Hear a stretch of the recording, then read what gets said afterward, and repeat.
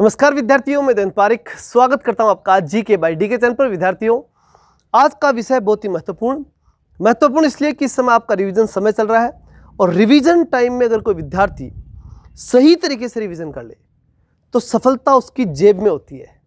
ठीक है ना? क्योंकि देखो, अंत में करना क्या है, जो अब तक पढ़ा उसे सही रूप में माइंड में सेट करना। ध्यान दे रहे शब्द पे, क्या माइंड में सेट करना है, क्योंकि अब ये सेट किया हुआ ही वहाँ एग्जाम में काम आने वाला है।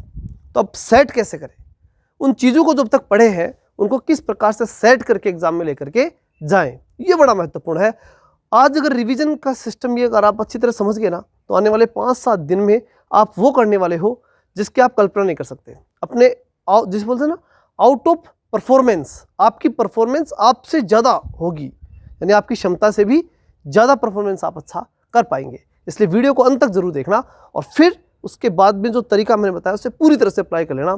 निश्चित रूप से आप टेंशन की जो बात बता रहे हैं ना बच्चे, डर लग रहा है सर, बिल्कुल दूर हो जाएगा। फिर भी इसी प्रकार की अगर कोई आपको वीडियो चाहिए तो निश्चित रूप से आप कमेंट कर सकते हो। आपकी कोई दिक्कत है तो निश्चित रूप से कमेंट कर सकते हो। 4-5 दिन में आपका इसी प्रकार सपोर्ट करूँगा और नए विद्यार्थी चैनल को सब्सक्राइब भी कर सकते हैं। कोई भी दिक्कत हो, 4-5 दिन में सोल्विंग क्लास ही लगाने वाला हूँ। ठीक है, चलिए शुरू करते हैं। अब हम यहाँ बात जो कर रहे हैं ना, वो महत्वपूर्ण चल रही है रिवीजन की। तो देखिए, रिवीजन किसका होता है? रिवीजन होता है सब्जेक्ट का, ये तो तय है, इसमें तो कोई बड़ी बात नहीं हुई। अब सब्जेक्ट का जब रिवीजन हो रहा है तो सब्जेक्ट 3 पार्टों में होता है। कौन कौन से? सबसे पहले सरल पार्ट होता है उसका, दूसरा होता है उसका मध्यम पार्ट, और तीसरा जो उसका पार्ट होता है वो होता है कठिन पार्ट। 3 पार्ट प्रत्येक विषय के होते हैं और तीनों का रिवीजन करना होता है। अब शुरुआत होती है कि कहाँ से करें, कठिन से सरल या सरल से कठिन। साइकोलॉजी तो यही कहती है कि सरल से कठिन, और साइकोलॉजी में ही कई जगह आपको पढ़ने को मिलेगा कठिन से सरल। ठीक है, हालांकि साइकोलॉजिकल मेथड सरल से कठिन का ही है। अब यहाँ कौन सा तरीका हम काम मिले?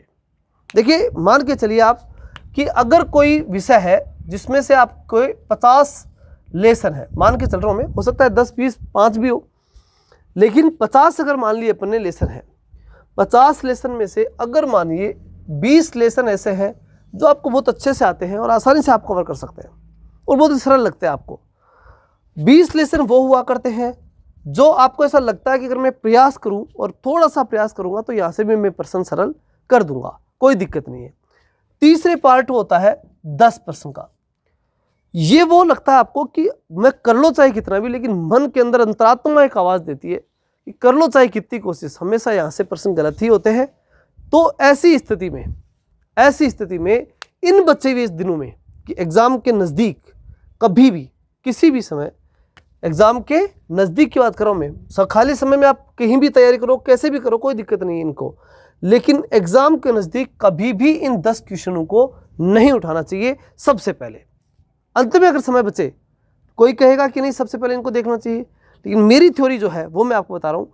इनको अगर शुरू में देख लोगे तो आप पूरी तरह से डिमोरलाइज हो जाओगे, आपको एक कॉन्फिडेंस हो ना वो बुरी तरह से तहस नहस हो जाएगा और आपको फिर डर लगने लग जाएगा, ये पक्की बात है।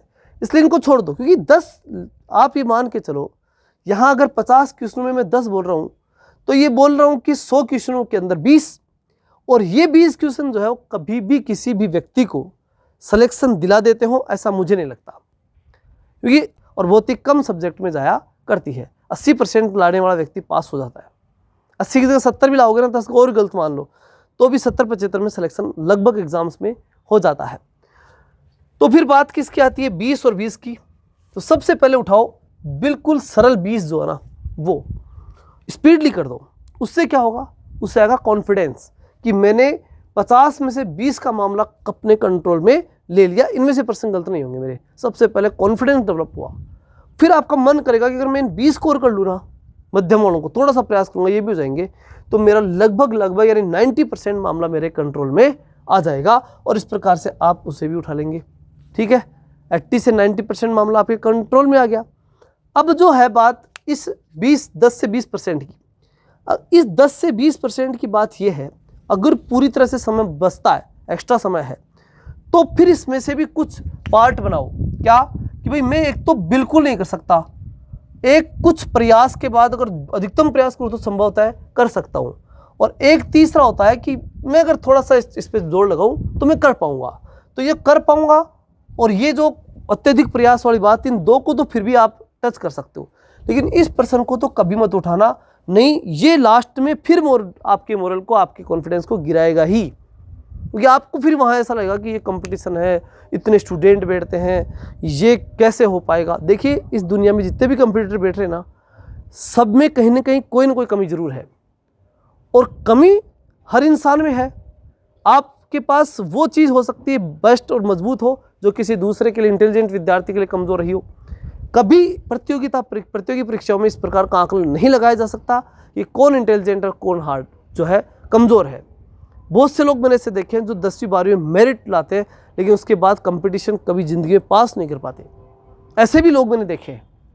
तो इस प्रकार की चिंता करने की आपको बिल्कुल आवश्यकता नहीं है। तरीका यही है, जो एक साइकोलॉजिकल मेथड है रिवीजन का, वो यही है, किसके सरल से कठिन की ओर। लेकिन एक महत्वपूर्ण बात मैं अंत में और बता दूं, ऐसी ही बातें अगर आपके माइंड में इस समय भी चल रही हैं कि सर, जैसे कई बच्चों का कमेंट आए थे कि सर हमें डर लग रहा है, ठीक है, बहुत से कमेंट अलग अलग आ रहे हैं कि एग्जाम का डर लग रहा है, वो लग रहा है, बाकी चीज़ जो भी है, निश्चित रूप से मुझे कमेंट करो, मैं उन चीज़ों का भी सॉल्यूशन आपके पहुंचाऊंगा। लेकिन डर किस बात का लग रहा है ये तो बताना पड़ेगा। एग्जाम का डर लग रहा है तो इस दुनिया में सबको लगा है, ऐसा कोई नहीं है जिसे परीक्षण के समय डर न लगा हो। जब एग्जाम में खड़ा है तो उसे डर लगेगा, क्योंकि वो उसके लिए तैयार होकर आया है। अब अगर मेरे को कोई कहे, जैसे मैं जाऊंगा, मान लो मैं जाता रहता हूँ एग्जाम में, फॉर्म भी भरता हूँ मैं, 3rd ग्रेड का भी फॉर्म भरा है मैंने, और मैं जाऊँगा, मैंने तैयारी नहीं की ना, मैं क्यों करूँगा तैयारी? आपके 3rd ग्रेड की मुझे कोई मतलब नहीं है। लेकिन अगर मैं बिल्कुल ऐसे जाऊँगा तो मैं निश्चिंत होकर जाऊँगा, मेरे को डर हो भी नहीं सकता। और आपने तैयारी की है तो निश्चित रूप से डर आपको ही लगना है, मेरे को नहीं लगना, ठीक है ना। जिसने तैयारी नहीं की उसको डर किस काम का, क्या खोएगा? तो ये इंपॉर्टेंट है, क्योंकि आपने समय दिया है तो आपको डर है, उसको तो छोड़ दो, बस तरीका यही अपनाओ आप, और फिर कोई दिक्कत नहीं है। चलिए मिलते हैं नेक्स्ट वीडियो में, तब तक के लिए जय हिंद, जय भारत।